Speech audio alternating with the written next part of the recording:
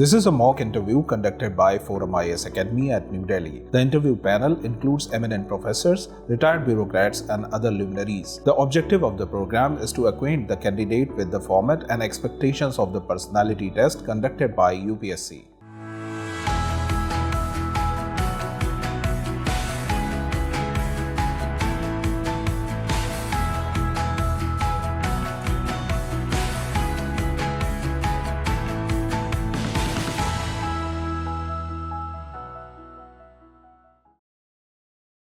May I come in, sir? Please come in. Thank you so much, sir. बैठिए. Good afternoon, sir. Good afternoon, sir. Good afternoon, sir. Good afternoon, sir. Thank you so much, sir. Bhanu Pratap Singh ji, आप कानपुर नगर आपने लिखा, अपने place of birth वहीं के रहने वाले हैं? जी सर. आपने स्कूल कानपुर से ही की है? जी सर. उसके बाद आपने बीए किया है यस सर. प्राची महाविद्यालय नौबस्ता. जी सर. इस कॉलेज के बारे में कुछ बताएं. सर, प्राची महाविद्यालय नौबस्ता ग्राम में है और ये छत्रपति साहू जी महाराज यूनिवर्सिटी से एफिलिएटेड एक कॉलेज है जिसमें मैंने अपना बीए किया है सर. ये कॉलेज कब स्थापित हुआ था? सर, ये कॉलेज 2013 में इसकी स्थापना हुई थी. ये प्राची का मतलब क्या होता है? आई एम सॉरी सर, मैं प्राची का एग्जैक्ट मतलब नहीं जानता. इस कॉलेज के प्रिंसिपल कौन थे जब आपने पढ़ाई की? सर,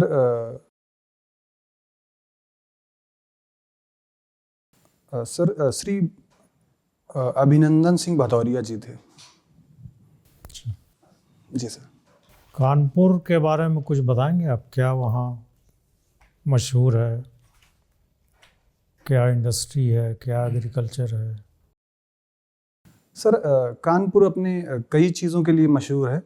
ऐतिहासिक रूप से देखें तो सर, कानपुर का महत्व तो 1857 की क्रांति से जुड़ा हुआ है और कानपुर में कुछ ऐतिहासिक स्थल भी हैं, जैसे कि भीतरगांव का लक्ष्मण मंदिर, जो कि ईंटों का बना पहला मंदिर है देश का. सर, शैक्षिक दृष्टि से कानपुर में देखें तो कानपुर में IIT है, साथ ही HBTU और मेडिकल कॉलेज वहाँ का शैक्षिक संस्थानों में काफ़ी प्रसिद्ध हैं. सर, कानपुर अपनी इंडस्ट्री के लिए भी जाना जाता है, जो लेदर इंडस्ट्री कानपुर की बहुत ही वर्ल्ड फेमस है और इसके साथ फार्मास्यूटिकल और दूसरी मैन्युफैक्चरिंग इंडस्ट्रीज़ हैं. सर, मुझे लगता है ये 3 चीज़ों के लिए काफ़ी प्रसिद्ध है. क्या आप सहमत हैं कि कानपुर में इंडस्ट्रीज़ की ग्रोथ नहीं हुई है और जो पहले से इंडस्ट्रीज़ थे वो भी बंद हो रहे हैं? आई एम सॉरी सर, मैं इस बात से सहमत नहीं हूँ, क्योंकि कानपुर की इंडस्ट्रियल विकास काफ़ी तेज़ी से हुआ है. हालांकि सर, कानपुर में जो टेक्सटाइल इंडस्ट्री थी, चूँकि कानपुर पहले मैनचेस्टर ऑफ ईस्ट के नाम से जाना जाता था, तो टेक्सटाइल इंडस्ट्री का डेफिनेटली डिक्लाइन हुआ है, लेकिन दूसरी इंडस्ट्री का बहुत तेज़ी से विकास हुआ है, स्पेशली दादानगर, रनिया और पनकी क्षेत्र में. कानपुर से क्या निर्यात होता है? सर, कानपुर में का सबसे पहला तो लेदर एक्सपोर्ट बहुत ज़्यादा है. भारत के लेदर एक्सपोर्ट में कानपुर का 20 से 30% योगदान होता है. सर, पहला निर्यात ये है. सर, दूसरा है फार्मास्यूटिकल इंडस्ट्री, तो फार्मास्यूटिकल्स से काफ़ी एक्सपोर्ट होती है. सर, तीसरा है ऑटोमोबाइल सेक्टर की काफ़ी सारी इंडस्ट्रीज़ हैं, तो वो भी हम एक्सपोर्ट करते हैं. सर, गरीबों के लिए हमारे देश में कौन कौन से कार्यक्रम चल रहे हैं, इसके बारे में ज़रा बताएं आप. सर, वेलफेयर स्कीम्स में काफ़ी सारी स्कीम हैं, जैसे कि स्वच्छ भारत मिशन, जिसके तहत ग्रामीण क्षेत्रों और शहरी क्षेत्र दोनों क्षेत्रों में शौचालयों के लिए सरकार द्वारा फंड किया जा रहा है. इसके साथ जल जीवन मिशन है, जिसके तहत वाटर सप्लाई प्रत्येक घर में 2024 तक पहुंचाने का निश्चय किया गया है. सर, इसके साथ उज्ज्वला योजना है, जिसमें गैस सिलेंडर का प्रावधान है. सर रोजगार के लिए मनरेगा स्कीम है और स्किल इम्प्रूवमेंट करने के लिए दीनदयाल उपाध्याय ग्रामीण कौशल्य योजना है। सर कृषि से जुड़ी विभिन्न योजनाएं हैं जैसे कि पीएम किसान योजना और पीएम फसल बीमा योजना, इस तरीके के। और इसके साथ sir pension scheme social security के लिए कई सारी हैं जैसे कि वृद्धावस्था पेंशन योजना और विधवा पेंशन योजना और सर पीएम योगी मानधन योजना, इस तरह की योजनाएं सर चला रहे हैं। क्या खाद्यान्न देने की कोई योजना है? यस सर, एनएफएसए एक्ट 2013 के तहत बीपीएल कार्ड धारकों और सामान्य कार्ड धारक लोगों को हम खाद्यान्न देते हैं सर सस्ती दरों पर। ये कोविड के समय में एक और योजना की घोषणा हुई थी। Yes sir. सर पुनः उसको 5 साल के लिए बढ़ा दिया गया है। जी सर। क्या योजना है सर? मैं एग्जैक्टली स्कीम का नाम नहीं याद कर पा रहा हूँ, लेकिन ये गरीब लोगों को अन्न देने से संबंधित योजना है जिसमें 5 किलोग्राम प्रति व्यक्ति खाद्यान्न देने का प्रावधान किया गया है। कितने लोगों को दिया जा रहा है? सर वर्तमान में इसके लाभार्थियों की संख्या लगभग 80 करोड़ है। जब एक और सरकार कह रही है कि गरीबों की संख्या घटी है, तो 80 करोड़ लोगों को गरीब कैसे कह सकते हैं आप जिन्हें खाद्यान्न दिया जा रहा है? गरीबों की संख्या तो 11% हो। Yes sir. Sir NITI Aayog का जो मल्टी डायमेंशनल पॉवर्टी इंडेक्स है उसके अनुसार लगभग 11% हमारे यहाँ आबादी है। सर खाद्यान्न देने का जो रीज़न है वो मात्र ये नहीं है कि हम सिर्फ गरीबों को ही खाद्य सुरक्षा दें या खाद्यान्न दें। इसके पीछे इसके सर प्रभाव कई मल्टी डायमेंशनल होते हैं। फॉर एग्जांपल सर ग्रामीण क्षेत्रों में या गरीब परिवारों में यदि या जो बीपीएल से थोड़ा ही ऊपर हैं, तो उन व्यक्तियों को अगर सस्ती दरों पर भोजन मिलता है तो वो अपनी आय का जो भाग है वो दूसरी चीज़ों पर खर्च कर सकते हैं। तो इससे रूरल एरियाज़ में डिमांड जनरेट होगी और इकोनॉमी को पुश मिलेगा। तो ये एक बड़ा रीज़न है सर जिसकी वजह से हम मुफ्त अनाज दे रहे हैं।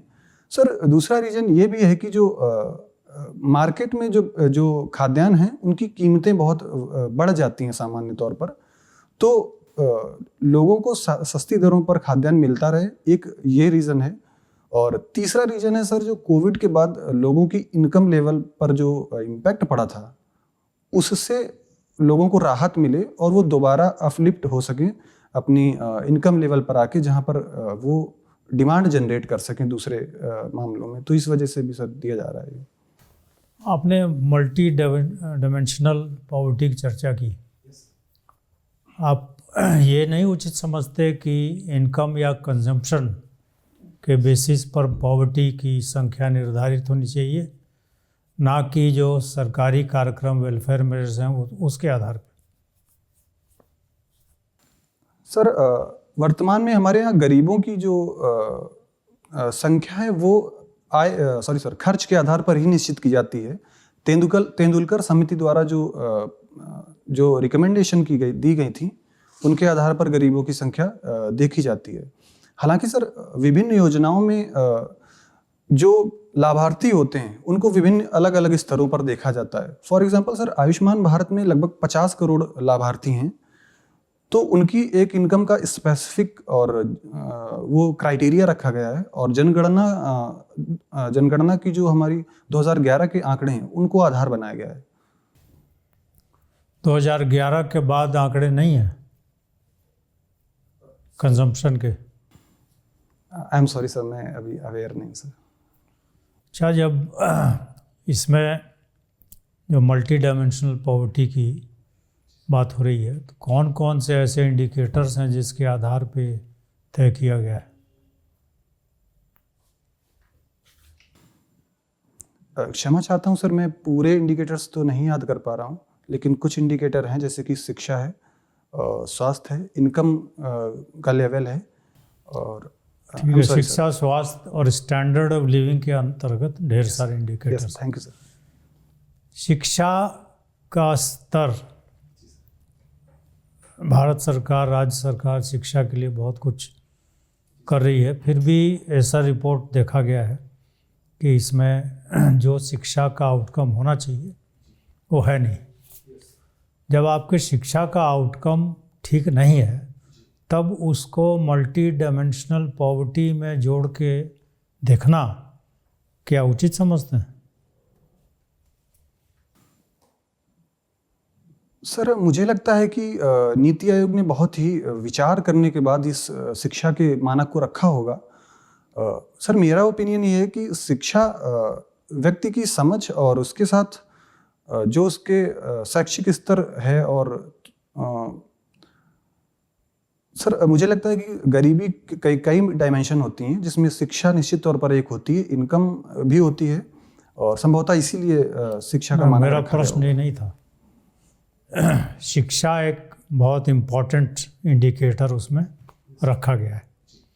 जब शिक्षा की स्तर ठीक नहीं है, आउटकम अच्छे नहीं हैं, बच्चे 14 से 18 साल के बच्चे जिनको मैथ्स आना चाहिए या इंग्लिश या हिंदी आनी चाहिए वो नहीं हो रहा है, तब क्यों आप जोड़ रहे हैं उसको मल्टी डायमेंशनल पॉवर्टी को मेजर करने के लिए, जब क्वालिटी ठीक नहीं है?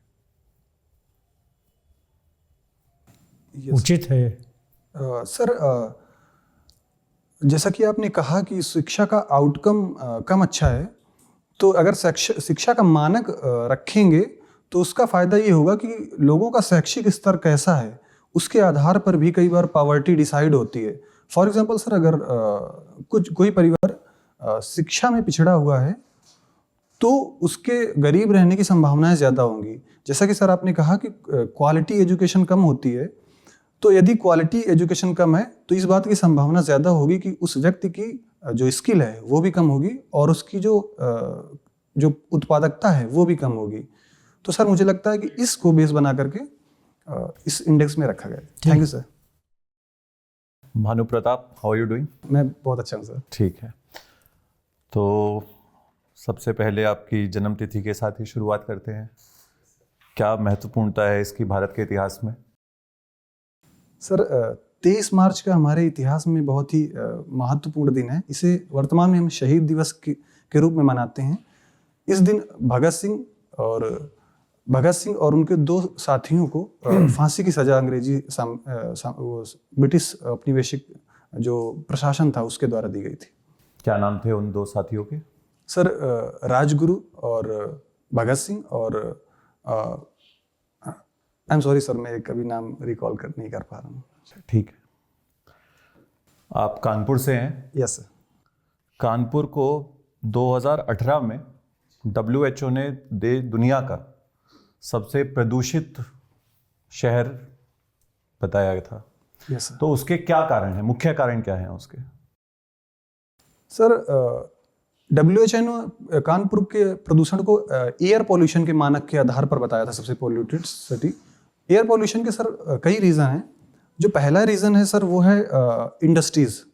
कानपुर में इंडस्ट्रीज़ हैं वो सर उत्तर पश्चिम दिशा में हैं और आमतौर पर हवाओं का जो रुख होता है वो उत्तर पश्चिम से दक्षिण पूर्व की ओर होता है। तो ज़्यादातर समय इंडस्ट्रीज़ का पॉल्यूशन पूरे शहर में रहता है। सर दूसरा रीज़न है ट्रैफिक। कानपुर बहुत ही छोटी जगह पे बसा है लेकिन उसकी आबादी लगभग 5 मिलियन से ज़्यादा है और सड़कों का घना जाल है, तो ट्रैफिक की वजह से पॉल्यूशन होता है। सर दूसरा ये रीज़न है और सर मुझे लगता है 2 ही महत्वपूर्ण रीज़न है। और क्या कारण हो सकते हैं?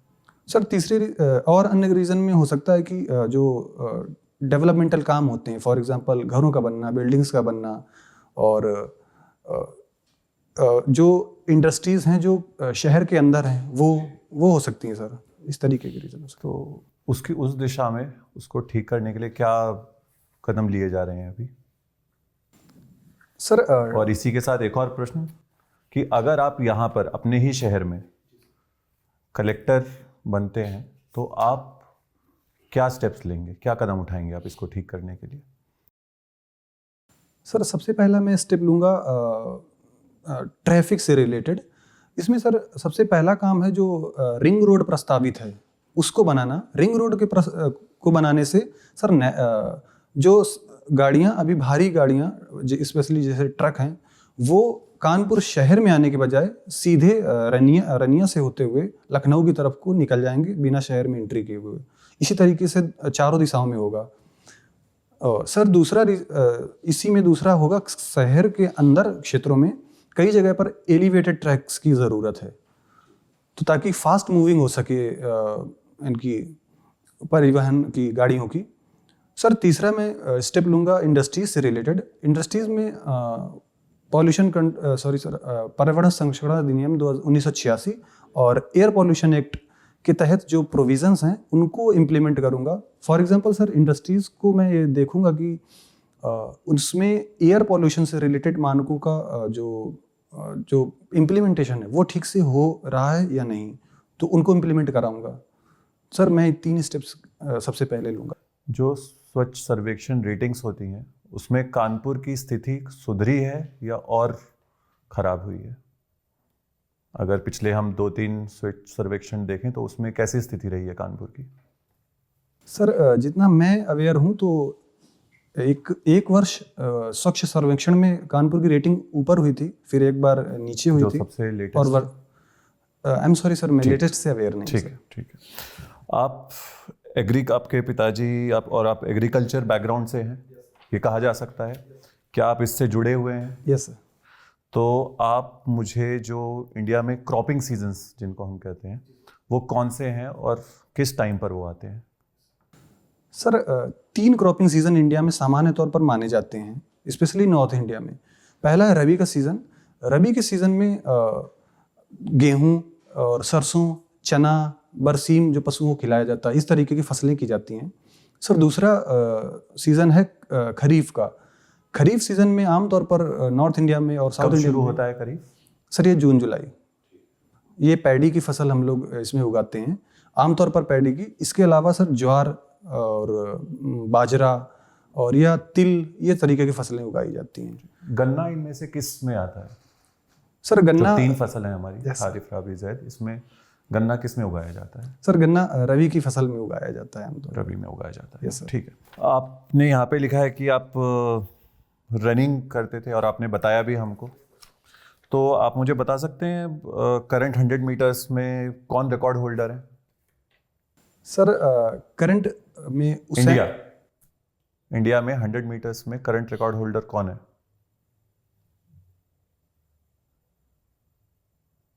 क्योंकि इसमें आपकी रुचि है। Yes sir. I am sorry sir, मैं रिकॉल नहीं कर पा रहा हूँ नाम। आई एम सॉरी सर, मैंने पढ़ा है, जानता हूँ, मैं रिकॉल नहीं कर पा। I will pass you to the member. Thank you so much sir. Namami Gange programme का कानपुर में क्या असर पड़ा है? सर इस प्रोग्राम का काफ़ी अच्छा प्रभाव पड़ा है।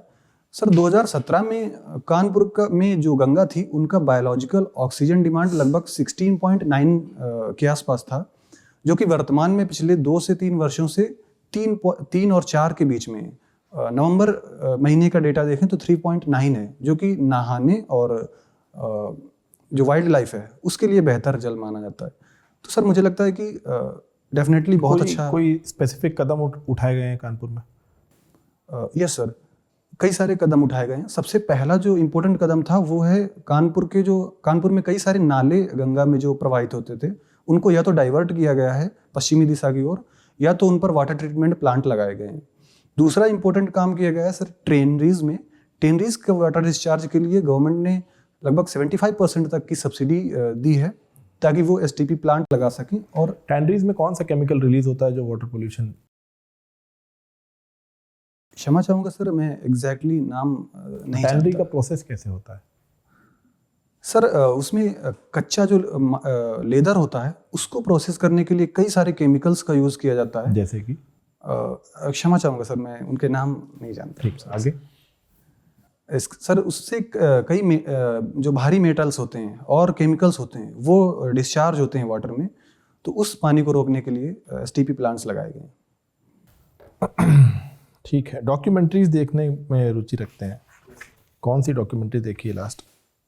सर लास्ट मैंने देखी थी लद्दाख की 6th शेड्यूल डिमांड पर मैंने देखी थी सर। लद्दाख की 6th शेड्यूल। और 6th शेड्यूल क्या है? सर 6th शेड्यूल हमारे संविधान के अनुच्छेद 244 में किया गया एक स्पेशल प्रोविजंस है जो कि नॉर्थ ईस्ट के 4 राज्यों पर लागू होता है, असम, मेघालय, त्रिपुरा और मिजोरम। इसके तहत इन राज्यों के भीतर कुछ क्षेत्रों में ऑटोनोमस डिस्ट्रिक्ट काउंसिल्स का गठन किया गया है, ऑटोनोमस क्षेत्रों का गठन किया गया है, जहाँ का प्रशासन वहाँ पर निर्वाचित एक 30 सदस्यीय समिति होती है वो करती है सर।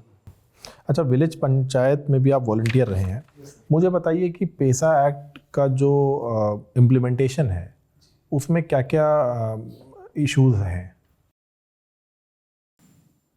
सर पेसा एक्ट के जो सबसे पहला इशू है इम्प्लीमेंटेशन में वो है विभिन्न राज्यों द्वारा इससे संबंधित रूल्स नहीं बनाए गए हैं।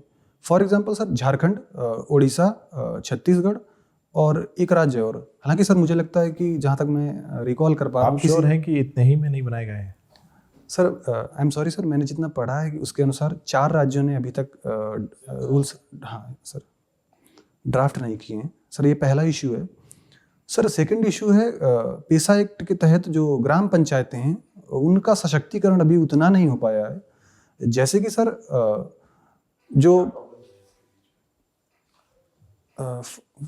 जैसे कि यदि हम कोई विकास का प्रोजेक्ट लेते हैं, विकास से जुड़ा, तो उसमें ग्राम पंचायत के एसेंशियल जो सहमति है उसका प्रावधान है, पर कई बार देखा गया है कि उसका उल्लंघन किया जाता है। जैसे कि सर ओडिशा में एक खनन प्रोजेक्ट को सुप्रीम कोर्ट में चैलेंज किया गया था क्योंकि वहाँ की जो ग्राम पंचायत है उसने सहमति अपनी नहीं दी। उसका क्षमा चाहूँगा सर, मैं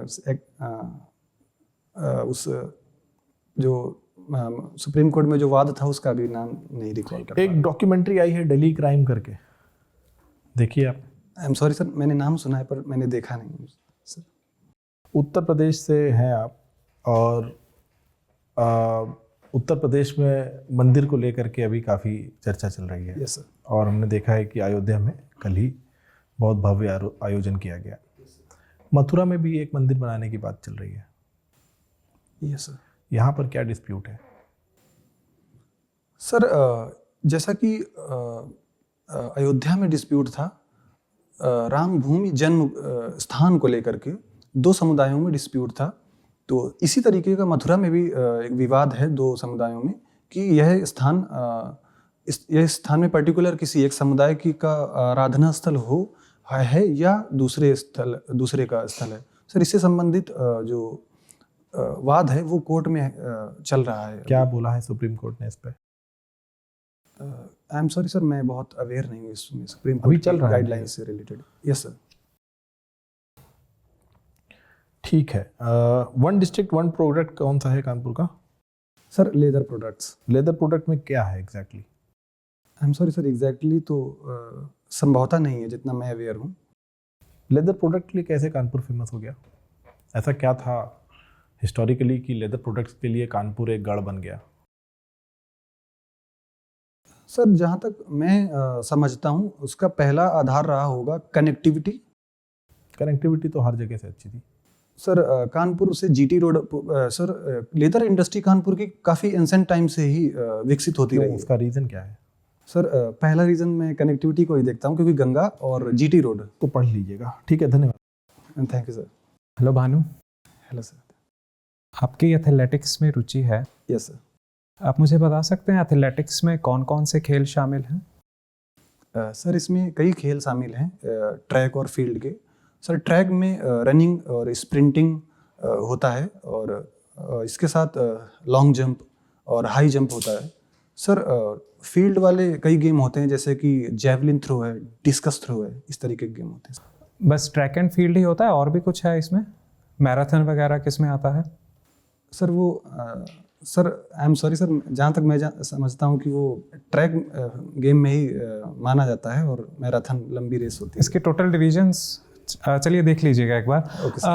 आपको क्या लगता है भारत का एथलेटिक्स में जो अभी प्रदर्शन रहा है, क्या उसमें कुछ बढ़ोतरी हुई है, इम्प्रूवमेंट हुआ है? यस सर, डेफिनेटली इसमें इम्प्रूवमेंट हुआ है। हमारे पिछले ओलंपिक में जो गोल्ड मेडल था वो जेवलिन थ्रो से आया था जो कि एथलेटिक्स में ही गिना जाता है। इसके अलावा सर मुरली शंकर जैसे जो लॉन्ग जंप के खिलाड़ी, वो बहुत अच्छा काम कर रहे हैं। एशियन गेम्स में भारत की मेडल टैली में एथलेटिक्स का क्या योगदान था, कुछ अंदाजा है आपको? आई एम सॉरी सर, मैंने पर्टिकुलर अच्छा, क्यों एथलेटिक्स में पहले हमें कोई मेडल मिलता ही नहीं था? मतलब पुराना अगर ओलंपिक्स का टाइम देखें, हॉकी में थे एक टाइम, फिर उसके बाद तो मेडल मिलने ही बंद हो गए थे। अभी आपको क्या लगता है क्यों हमारा प्रदर्शन बेहतर हो रहा है? सर, एथलेटिक्स एक ऐसा फील्ड है जिसमें सबसे इम्पोर्टेंट होता है इंफ्रास्ट्रक्चर। इंफ्रास्ट्रक्चर हमारे देश में पहले एथलेटिक्स के लिए उतना बेहतर नहीं था जितना बेहतर अब तेज़ी से सुधार हो रहा है। तो एक ये बड़ा रीज़न है क्योंकि खिलाड़ियों को बहुत अच्छा इंफ्रा मिल रहा है। सर, दूसरा है विभिन्न योजनाएं। गवर्नमेंट ने और स्पोर्ट्स अथॉरिटी ऑफ इंडिया ने स्टेट गवर्नमेंट्स हैं, उन्होंने बहुत सारी स्कीम्स चलाई हैं। फॉर एग्जांपल जैसे कि सर उत्तर प्रदेश की एथलेटिक्स से जुड़ी एक हॉस्टल योजना है, हॉस्टल की। तो दूसरा रीजन सर योजनाएं हैं। सर, तीसरा है लोगों का इकोनॉमिकल अपलिफ्टमेंट। जब लोगों की आर्थिक स्थिति अच्छी होती है तब वो अपनी रुचियों पर काफ़ी समय दे पाते हैं। सर, ये 3 मेजर चीज़ें। ठीक है, बहुत अच्छे। अब जब हम स्पोर्ट्स की बात करते हैं, बहुत बार ये प्रश्न उठता है कि जो हमारे फेडरेशन हैं उन पर पॉलिटिकल पर्सन्स का थोड़ा सा कब्जा रहता है, और जिसकी वजह से जो बढ़ोतरी है, जो प्रोग्रेस होनी चाहिए, प्रगति होनी चाहिए, वो नहीं हो पा रही है। तो आपका क्या विचार है? क्या पॉलिटिकल एफिलिएटेड पर्सन्स हैं उनको क्या हमें बैन कर देना चाहिए ऐसी फेडरेशन का प्रतिनिधित्व करने से? सर, मुझे लगता है कि कोई भी फेडरेशन हो तो उसमें डिसीजन मेकिंग सबसे इम्पोर्टेंट होती है। तो ऐसी संभावनाएं होती हैं कि कई बार कुछ खिलाड़ी जो बहुत अच्छा मैनेजमेंट और डिसीजन मेकिंग ले सकते हैं, या कुछ ऐसे व्यक्ति हैं जो राजनीति से जुड़े हैं, वो भी अच्छा डिसीजन मेकिंग और मैनेजमेंट कर सकते हैं। सर, मेरी व्यक्तिगत राय में हम बैन करना, मुझे लगता है उचित कदम नहीं होगा, क्योंकि उससे बेहतर मैनेजमेंट के लेवल पर बेहतर व्यक्ति आने की एक जो फील्ड है वो रुक जाएगी। लेकिन ये निश्चित तौर पर सर मैं कहना चाहूँगा कि जब निर्वाचन होते हैं तो निर्वाचन गैर राजनीतिक हों और ऐसे व्यक्ति को ही ट्रांसपेरेंट हो। Yes sir, transparent. Yes sir.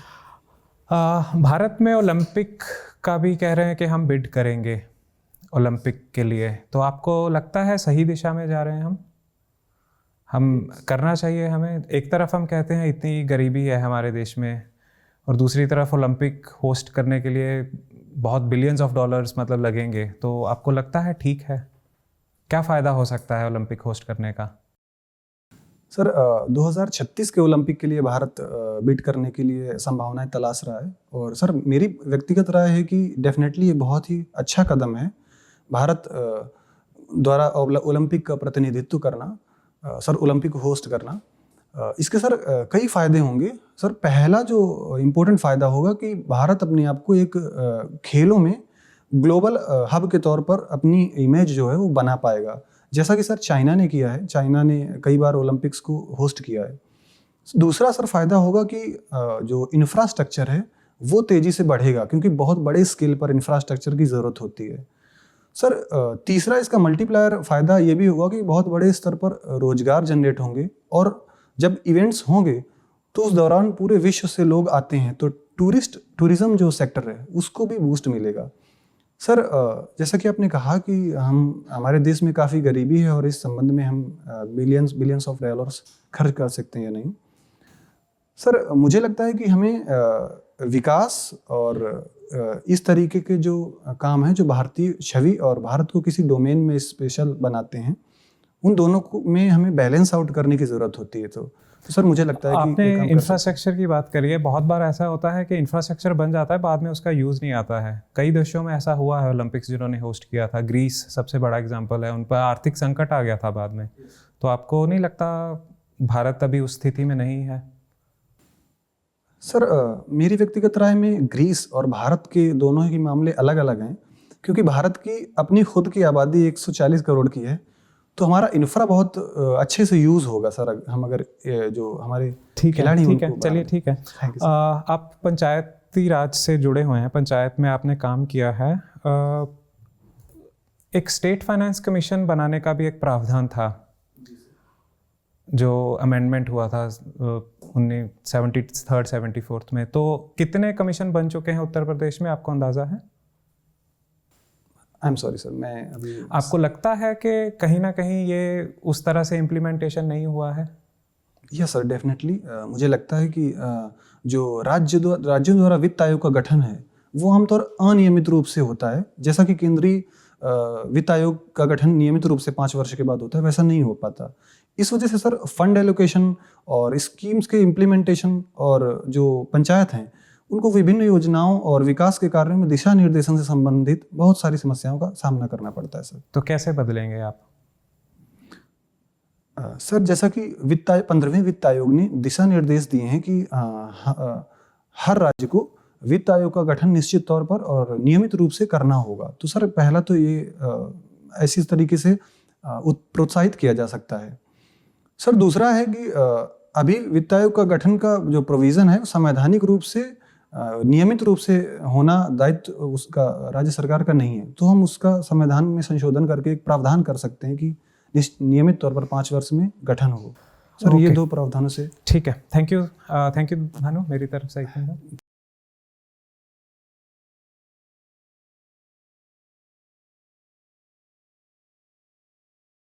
Bhanu Pratap जी, यस आपका अच्छा रहा इंटरव्यू आज।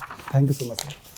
थोड़ा सा ये जब ओपिनियन मांगने वाले प्रश्न पूछे जाएं जी सर, तो कुछ सेकंड सोच के आप जवाब दिया करें। जैसे कि मैंने थोड़ी सी मुश्किल सवाल थी कि एजुकेशन जब क्वालिटी अच्छा नहीं है, लेकिन आप जवाब सीधा नहीं दे रहे थे, इधर उधर की बात कर रहे थे। सीधा जवाब ना हो तो छोड़ दीजिए, बोल दीजिए कि ये मुझे अभी नहीं समझ में आ रहा है, कुछ बोल दीजिए, लेकिन इधर उधर जवाब नहीं दीजिए। टू द पॉइंट जवाब होना चाहिए। थोड़े आपके हॉबीज़ मुझे मुश्किल लग रहे हैं, इसमें कुछ प्रश्न ऐसे पूछ दिए जाएं। ये विलेज पंचायत के बारे में, बॉलीवुड सॉन्ग्स गाना कोई हॉबीज़ नहीं, सभी गाते रहते हैं, तो पता नहीं क्यों आपने डाल दिया।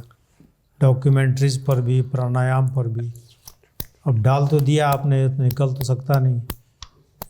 ये इसके लिए आपको तैयारी करनी पड़ेगी, सोचना पड़ेगा खुद ही कि कौन कौन से क्वेश्चन पूछे जा सकते हैं, और तैयार हो जाएंगे। नहीं तो बोर्ड को लगता है कि ये ऐसे ही बिना सोचे समझे कुछ हॉबी डाल दिया है कॉलम भरने के लिए, और कुछ जानते नहीं। Best of luck.